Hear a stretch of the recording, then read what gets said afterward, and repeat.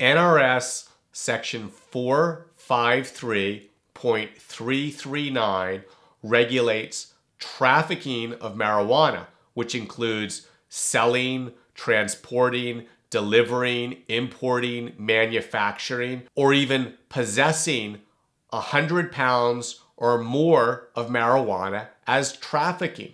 The penalties for trafficking of marijuana depend upon how much marijuana is trafficked. If the amount of marijuana is between 100 and 2,000 pounds of marijuana, it's a Category C felony with a penalty of up to 5 years in the state prison. If it's 2,000 pounds up to 10,000 pounds of marijuana, it's a Category B felony with a penalty of up to 10 years in the Nevada State Prison.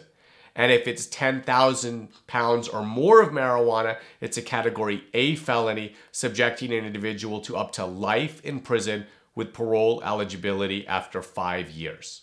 As serious and draconian as the penalties are here in the state of Nevada for trafficking of marijuana, the fact is that many innocent people are prosecuted. And we've had tremendous success here at the Las Vegas Defense Group in defending people who were charged with trafficking marijuana.